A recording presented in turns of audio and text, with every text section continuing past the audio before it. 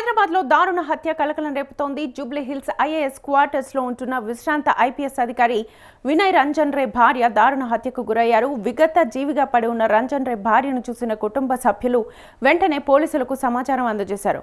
ఘటనా స్థలానికి చేరుకున్న జూబ్లీ హిల్స్ పోలీసులు విచారణ చేపట్టారు. అయితే రంజన్ రే భార్యను పని మనిషి హత్య చేసినట్లుగా ప్రాథమికంగా అనుమానిస్తున్నారు. చోరీ ఉద్దేశంతోనే ఈ హత్య జరిగిందా లేక మరేదైనా కారణాలున్నాయా అనే కోణంలో దర్యాప్తు ముమ్మరం చేశారు. ఘటనా స్థలాన్ని city CP Sajjanar, MLA Danam Nagender పరిశీలించారు.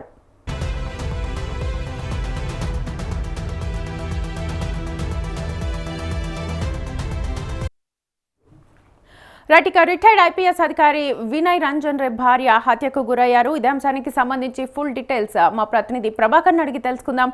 ప్రభాకర్, ఒక్కసారి రాష్ట్రంలో ప్రజలు ఆందోళన వ్యక్తం చేస్తున్న సంఘటన అని చెప్పుకోవచ్చు. ఒక ఐపీఎస్ ఆఫీసర్ ఇంట్లో చాలా విషాదం చోటు చేసుకుంది. వినయ్ రంజన్ రాయ్ భార్య హత్యకు గురైంది. పని మనిషి చేసి ఉంటుంది అనేది ఇటు పోలీసులు దర్యాప్తు చేస్తా ఉన్నారు. సో ఇక్కడ ఏదైతే జూబ్లీ హిల్స్ ఐఏఎస్ క్వార్టర్ లో వినయ్ రంజన్ రాయ్ నివాసం ఉంది. ఇక్కడ గత కొంతకాలం నుంచి కూడా వారు ఇక్కడే ఉంటున్నారు. తను ఐపీఎస్ గా ఐఏఎస్ గా చాలా ఉన్నతమైనటువంటి పదవులు కూడా చేసినటువంటి సందర్భం ఉంది. అయితే గత నెలలో వినయ్ రంజన్ రాయ్ విదేశీ పర్యటనకు వెళ్ళడం జరిగింది. కొన్ని పరిశ్రమలకు సంబంధించి కావచ్చు, కొంత తన పర్సనల్ గా విదేశీ పర్యటనకు వెళ్ళినటువంటి సందర్భం కనిపించింది.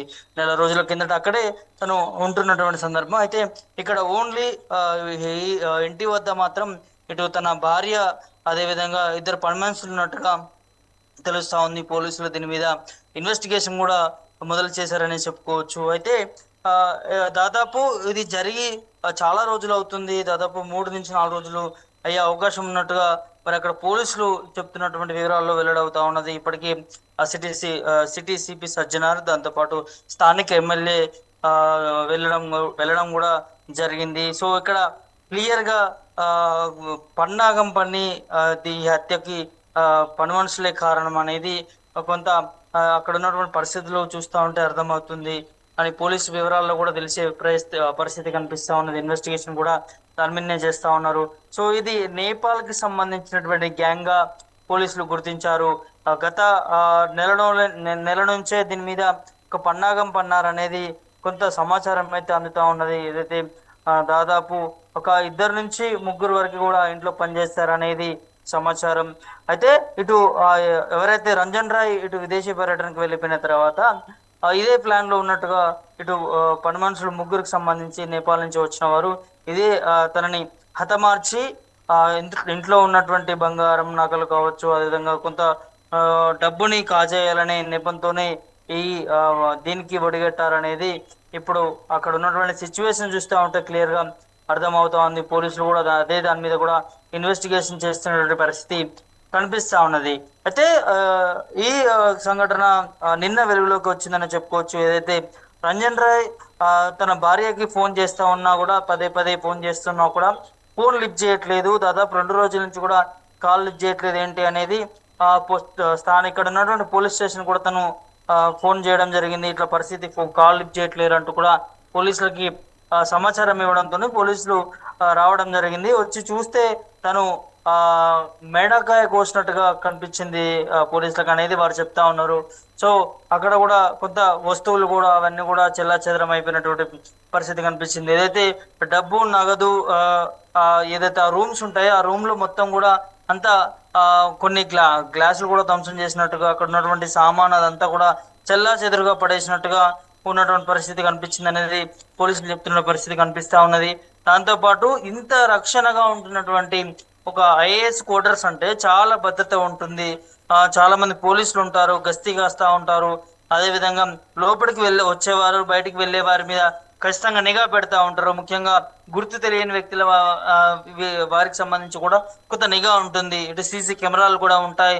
ఇవన్నీ హై సెక్యూరిటీ ఉన్నటువంటి ప్రాంతంలో ఇవాళ ఒక ఐపీఎస్ ఆఫీసర్ భార్య హత్యకు గురైంది అనేది కొంత కలకరం రేపుతుందని చెప్పుకోవచ్చు. ఇటు నగరంలో కావచ్చు, ఇదంతా కూడా కొంత ప్రజలు కూడా ఆందోళన వ్యక్తం చేస్తా ఉన్నారు. ఇటు ఐపీఎస్ ఆఫీసర్లకి భద్రత లేకపోతే సామాన్య ప్రజల పరిస్థితి ఏంది అనేది కూడా ఇటు ప్రజల నుంచి కూడా కొంత ఆవేదన వ్యక్తం చేస్తున్నటువంటి పరిస్థితులు కనిపిస్తా ఉన్నాయి. ఈ నేపాల్ కి సంబంధించిన బ్యాచ్ కి ఒకసారి మనం అబ్జర్వ్ చేస్తే చాలా ప్రాంతాల్లో కూడా వీరు ఇదే పన్నాగంగా ముందుకెళ్తా ఉన్నారు. ఇటు నగదు డబ్బుల దాని మీదనే డైరెక్ట్ గా అటాక్ చేస్తున్నట్టు పరిస్థితులు కనిపిస్తా ఉన్నాయి. రీసెంట్ కూడా చూసాం మనం కొన్ని ప్రాంతాల్లో కూడా పని మనిషిగా ఒక నెల రోజులు జాయిన్ కాకముందుకే అక్కడ కూడా ఈ డబ్బులను కాజేసిన పరిస్థితి, దొంగతనం చేసినటువంటి పరిస్థితులు మనకి గతంలో కూడా కనిపించాయి. సో దీనికి సంబంధించి కూడా రాష్ట్ర పోలీసులు కూడా అప్రమత్తమైనటువంటి పరిస్థితి. ఎవరైతే కొత్తగా పనిలోకి వచ్చిన వారు కావచ్చు, అదేవిధంగా వివిధ దేశాల నుంచి ఇక్కడ పని కోసం వచ్చినటువంటి సెక్యూరిటీ గార్డ్స్ కావచ్చు, అదే విధంగా ఇట్లాంటి పని మనుషులు పెట్టుకున్నటువంటి వివిఐపి దాంట్లో కూడా కొంత రెగ్యులర్ గా చెకింగ్ అనేది చేస్తూ ఉంటారు. వారి డేటాను కూడా తీసుకుంటా ఉంటారు.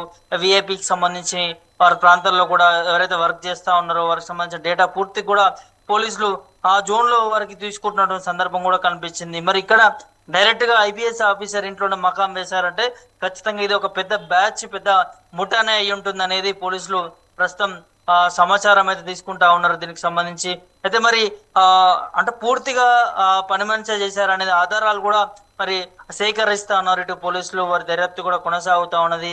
ఇటు మరి పని మనుషుల పని అయి ఉంటుందా ఇది, లేకపోతే బయట నుంచి ఎవరైనా వచ్చారా అనేది కూడా కొంత ఇన్వెస్టిగేషన్ చేస్తా ఉన్నారు. బయట నుంచి వచ్చే అవకాశం అయితే ఖచ్చితంగా లేదని అనుకోవచ్చు. ఎందుకంటే అంత హై సెక్యూరిటీకి సంబంధించినటువంటి ప్రాంతం అని చెప్పుకోవచ్చు. ఏదైతే జూబ్లీ హిల్స్ ఐఏఎస్ క్వార్టర్స్ సంబంధించి కేవలం విఐపీస్ మాత్రమే అందులో ఉంటారు. మాజీలు ప్రస్తుతం పనిచేసే ఐపీఎస్ ఐఏఎస్ లో కావచ్చు.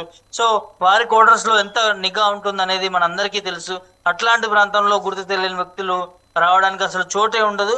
సో ఖచ్చితంగా ఇది ఇంట్లో ఉన్నవారు అయ్యే ఉండాలి. ఆ ఇంట్లో ఉన్నది కూడా కేవలం తన భార్య, ఎవరైతే మాజీ ఐపీఎస్ భార్య ఉన్నారో, అదేవిధంగా ఒక ముగ్గురు పని మనుషులు ఉన్నట్టుగా తెలుస్తుంది. అందులో ఒక పని మనిషి వంట చేస్తుంది, ఇంకో పని మనిషి ఆ క్లీనింగ్ సంబంధించిన డిపార్ట్మెంట్ అవన్నీ కూడా చూసుకుంటారు. సో ఇట్లా ఇద్దరు వరకు కూడా ముగ్గురు వరకు కూడా వర్కర్స్ ఉన్నారనేది పోలీసు సమాచారాన్ని సేకరిస్తున్నటువంటి నేపథ్యం కనిపిస్తా ఉన్నది. అయితే మరి ఎవరు చేసి ఉంటారు? ఒకవేళ పని మనిషి వీళ్ళు కాకపోతే వీళ్ళు ఖచ్చితంగా అదుపులో ఉండాలి కదా, లేకపోతే ఈ సంఘటన సంబంధించి ముందే వారు పోలీసులని ఆశ్రయించేవారు. కానీ వాళ్ళు ఎక్కడ కూడా కనిపించట్లేదు అసలు.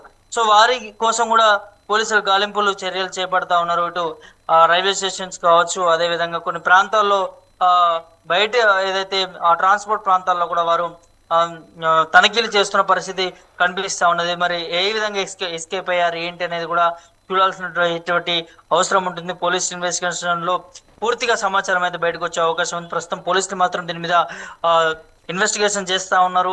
అయితే సీసీ ఫుటేజ్ ఆధారంగా ఇందులో కీలకంగా కానుందని చెప్పుకోవచ్చు. ఆ సీసీ ఫుటేజ్ ను కూడా చెక్ చేస్తా ఉన్నారు. చెక్ చేసి వారికి సంబంధించి అంటే ఇందులో ఉన్నటువంటి పని మనుషులు ఎన్ని సంవత్సరాల నుంచి చేస్తున్నారు, ఎప్పటి నుంచి చేస్తున్నారు, అదేవిధంగా ఇటు భర్తని ఐపీఎస్ ఆఫీసర్ ని కూడా వాళ్ళు ఇన్వెస్టిగేషన్ చేయనున్నారు. దీనికి సంబంధించి పూర్తి వివరాలు, వాళ్ళు ఎక్కడి నుంచి వచ్చారు, ఎన్ని సంవత్సరాల నుంచి ఇందులో మీ దగ్గర వర్క్ చేస్తా ఉన్నారు, వారి మీద ఏమైనా అనుమానం ఉందా, వారికి సంబంధించినటువంటి డీటెయిల్స్ కూడా ఇటు మాజీ ఐపీఎస్ ఆఫీసర్ వారి దగ్గర కూడా మరి అడిగి తెలుసుకునే ప్రయత్నం అయితే చేస్తారు అనేది కూడా మనకు వార్త అంతా ఉంది. పూర్తి ఇన్వెస్టిగేషన్ మాత్రం అయ్యేంత వరకు కూడా అసలు ఏం జరిగింది ఏంటనేది కూడా తెలియాల్సినటువంటి అవసరం ఉంటుంది. శ్వేత.